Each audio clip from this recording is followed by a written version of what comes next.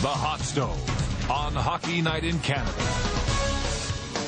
Scott Morrison, Glenn Healy, Mike Milbury. Crushing news for Mike here. Don Cherry's our Siskel and Ebert. And your big movie of the week? I watched the Gran Torino. I mean, I loved it like 3 times, you know. Clint Eastwood, tremendous movie, you know. Big line, I finish things. Bang, you know. Well, Grape's a little cool on it. Sorry about that for you. Hey, Thomas Placantis, what's happening? Well, they've had good talks with the Canadians. They've made good progress. They haven't agreed to terms, but they are on the same page in terms of the financials. They have to wait until the salary cap, which we will do tonight, is pretty much determined going forward before they can finalize an arrangement. But it looks like something will get done eventually. Kat, might as well bring that news up. Projecting that growth this year will be 1%, mostly because of the strong Canadian dollar. But the projections, if playoffs stay the same, the cap will go up by $900,000, and it'll be $57.7 million. Don't you wish you could have spent that on your players? With a floor of 41.7. Oh, you did? did. On myself. Hey, Mike, just before we get into Phoenix and Winnipeg and all the prospects, we were talking earlier today to Mike about the 2000 draft selection of Rick DiPietro and what he went through. And you mentioned that you went right after Gaborik and DiPietro, and maybe Danny Heatley slept a little under the cracks of your scouting system. Now, here's Edmonton with a chance at Seguin or Taylor Hall. And have you heard what is being said in Edmonton? Well, what's shocking to me is that Steve Tambellini has said this draft belongs to my scouting staff. Now, maybe he's trying to make them feel good, I guess, but if you're drafting in the top 5, you should have traveled wherever these guys are to make sure you have a 100% handle on it. You can't hand that off to your staff. Yeah, you'd like to think that there's consensus. Why didn't you take Gaborik?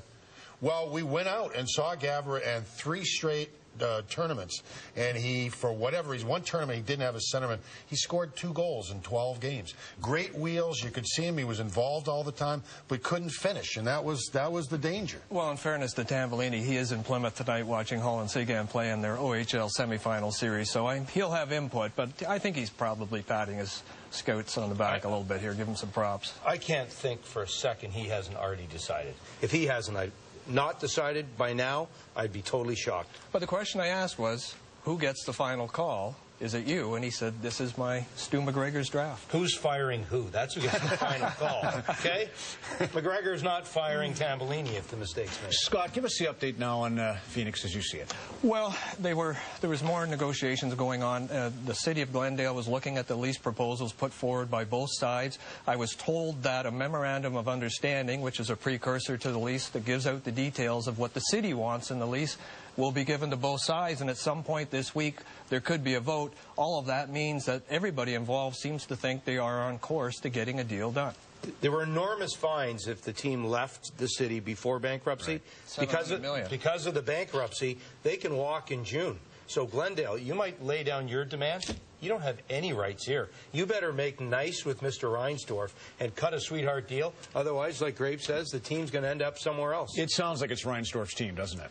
Everybody who's surrounding it seems to think so, because his financing seems to be a little bit more stable than the other group, although they say theirs is contingent upon getting the lease agreement that they require. City wants to do business with Reinsdorf. Right. If I'm an NHL player, well, he's got his baseball complex, and you get Reinsdorf coming in as an owner, I wouldn't want to do business with Reinsdorf. But you wonder how he makes it. Does David Thompson sit in the weeds and buy it off Jerry, or does David step in yet and buy this team? I think that's plan B. I think Gary has laid it all out that he wants it to be Phoenix. I don't know why. Yeah, if why? you can't define, if that's not financial failure, I don't know what is. But he wants it to be Phoenix, and he's going to make it as best possible to be Phoenix. But, you know, other centers would have a better chance to make it financially. Well, in the sense is, if Reindorf gets it, there will be an out clause in there after a couple of years if they don't meet certain revenue targets. So Winnipeg could lie in the weeds, but there's no shortage of trouble spots. You want to thought on that? I just wanted Jim Balzilli to come back, because it was so much fun talking about how he was doing. The Anschutz Group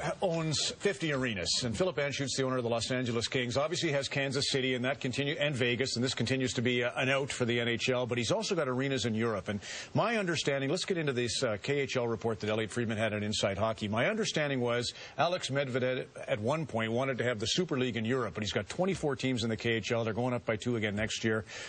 He hasn't got the political power to be able to contract enough in Russia to start building through the rest of Europe. So it doesn't look like it'll be Medvedev who creates the Super League in Europe. It does look like it'll be Anschutz in the NHL. Do you see that as a possibility? Well, when it comes to Medvedev and Gazprom and the gas company, I mean, the financial crisis of the world crippled that natural gas company. So that was probably the biggest stumble right away, right out of the chute. I could see the NHL with 31% of its members being from Europe, with us going to the Olympics, with the way the Olympics work, with the advertising groups that are in Europe that we don't use in the National Hockey League. 6 teams this year, 8 teams probably down the road. I can't see how we can't look at Europe as a major revenue source for the NHL. Why isn't the NHL in office overseas? Because the NBA is established, like Moscow. It would seem like a natural fit, Glenn. No, you're right. The NHL has 2 people that work at hockey in Europe, and they need to get bigger and better. You know, just last week, the iPod, Apple came up with a European app for NHL hockey, and Apple considers it to be the best app for an iPod that's on the market. And anyone who's got kids, that's all your kids come up to you every day and say, can I download this app? Can I download that app? So another revenue stream for Europe. I thought Elliott's report was interesting in that Medvedev just destroyed the model that the NHL uses. It's not ticket revenue.